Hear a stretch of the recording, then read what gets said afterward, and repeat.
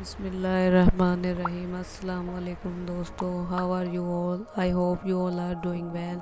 Welcome back to my channel, welcome back to another video. दोस्तों, आज की जो हमारी वीडियो है वो रिलेटेड है जालिम बाप और नूर की सच्चाई से। ये एक रूह कपा देने वाली दास्तान है।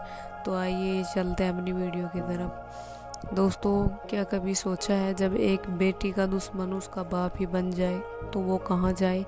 आज की हमारी कहानी है एक मजबूर लड़की की जिसकी मासूमियत को पैसों में तोलने की कोशिश की गई। तो आइए चलते हैं अपनी इस स्टोरी की तरफ और देखते हैं कि कैसे अल्लाह पर यकीन सब बंद दरवाज़ों को खोल देता है। ये कहानी एक ऐसे गांव की है जहां एक कठोर दिल वाला आदमी शमशाद खां रहता था।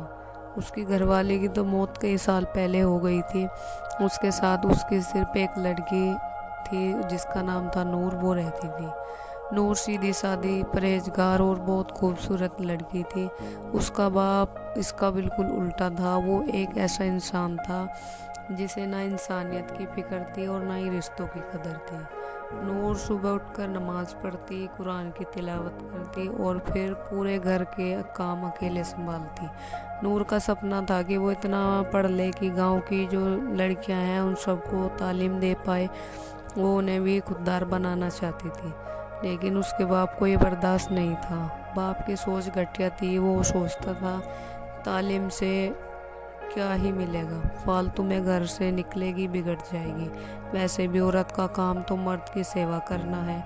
उसने कई बार लालच के चक्कर में आकर कई बूढ़े जमींदारों से नूर की शादी कराने की भी कोशिश की।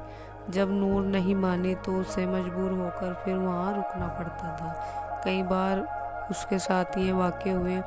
जब भी नूर इन फिजूल रिश्तों से इनकार करती, शमशाद का जो गुस्सा था वो सातवें आसमान पर आ जाता था। अपनी बात मनवाने के लिए शमशाद उस पर जुल्म जितने भी वो कर सकता था उनकी हदें पार करता। वो नूर को खूब पीटता, उसका खाना बंद कर देता और बाहर निकलने के लिए उस पर पाबंदी लगा देता। गांव के लोग शमशाद के जुल्मों को जानते थे, पर वे उस जालिम के खिलाफ बोलने की हिम्मत नहीं कर पाते थे। अगर एक दो बार किसी ने उसके घर पे आकर रोकने की कोशिश की तो उल्टा उसने उनको कह दिया कि अगर फालतू मेरे मामलों में पड़ोगे तो मैं पुलिस को पकड़ा दूंगा। तो लोग उसके मामलों में कोई भी नहीं आता था, न ही लोग उससे बातें करना पसंद करते थे। एक रात नूर ने देखा कि उसका बाप चोरी छुपे किसी अजनबी से बातें कर रहा है। नूर ने दीवार को पीछे छुपकर शमशाद की बातें सुनी तो उसके होश उड़ गए। उसका बाप कह रहा था, कल रात आ जाना, लड़की तैयार मिलेगी और पैसा पूरा चाहिए। नूर की रूह कांप गई। शमशाद जुल्म करता था ये तो उसने तस्लीम कर लिया था, पर उसका बाप इस हद तक गिर जाएगा कि उसे बेचने तक तैयार हो जाएगा, ये सुनकर नूर रोने लगी। अगली रात नूर ने वहाँ से भागने की तैयारी की। वो चुपचाप घर से निकलने लगी, तभी उसका बाप जग गया। उसे नूर को देख लिया कि ये कहीं बाहर जाने की तैयारी में, तो उसने नूर को पकड़कर रस्सियों से बांध दिया। उसने उसे धमकी दी, अगर मेरी इज्जत को मिट्टी में मिलाएगी तो तुझे जान से मार दूंगा। उसी टाइम गांव में एक दरवेश बाबा करीम को सपना आया।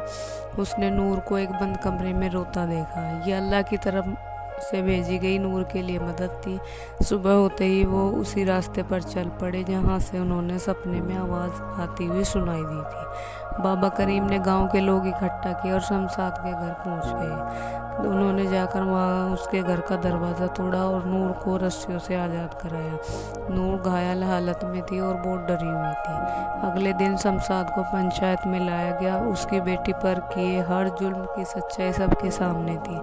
उसे गांव से निकालकर कानून के हवाले कर दिया। नूर को एक संस्था ने सहारा दिया। उसने वहीं रहकर अपनी पढ़ाई पूरी की और बाद में उसने गांव में आकर लड़कियों के लिए स्कूल खोला और वहीं लड़कियों को रहकर वो तालीम देने लगी। अब नूर खुश थी जैसे ज़िंदगी वो चाहती थी। अल्लाह ने गैब से मदद देकर उसकी ज़िंदगी को वैसा ही बना दिया। इसलिए कहते हैं दोस्तों, अल्लाह से जैसा गुमान रखोगे अल्लाह वैसा ही बन जाएगा। इसलिए अल्लाह से हमेशा अच्छा गुमान रखे, चाहे हालात कैसे भी हों, लेकिन अल्लाह पर हमेशा पॉजिटिव ही अपना भरोसा रखे। ये ना हो कि मतलब पता नहीं अल्लाह देगा, अल्लाह मेरी मदद करेगा। नहीं, मदद करने वाला तो सिर्फ अल्लाह ही है, वो ही मदद मदद करेगा। नूर की कहानी हमें सिखाती है कि जुल्म चाहे कितना बड़ा हो, सबसे पहले अपने रब पर भरोसा रखो और फिर उस जुल्म के सामने चुप मत रहो। जुल्म चुप करके सहोगे, जुल्म जो है बढ़ता ही जाएगा। जुल्म करने वाले रुकेंगे नहीं और जुल्म सहते सहते आपका पूरा जीवन ख़त्म हो जाएगा। अब अगर आवाज़ ना उठाई तो ये हमेशा चलता ही रहेगा। बुराई की उम्र छोटी होती है। अगर तुम सच्चे हो तो बुराई के खिलाफ लड़ो, देर से ही सही पर जीत जरूर मिलेगी। इसलिए डरना नहीं है। जो भी आपके साथ गलत कर रहा है तो सहो मत, उसे उसका जवाब देना ज़रूरी है। दूसरी शिक्षा में ये भी मिलती है इस स्टोरी से कि बेटियां बोझ नहीं रहमत होती हैं। जब समाज या फैमिली उन्हें बोझ समझकर कुचलने की कोशिश करती है तो सिर्फ एक जीवन ही नहीं, एक पूरी जो पीढ़ी है उसका उजाला ख़त्म हो जाता है। इसलिए बेटियों को प्यार दें, सुरक्षा दें, उनकी तकलीफ़ को अनदेखा ना करें। ये बेटियां बोझ नहीं, रोशनी है। इन्हें जलने दो, फलने फूलने दो। उम्मीद करती हूँ आज की वीडियो अच्छी लगी होगी और ऐसे ही मज़ीद वीडियो के लिए चैनल को सब्सक्राइब कर लें, वीडियो को लाइक करें और दुआ में याद रखिएगा। अल्लाह हाफिज़। Thanks for watching.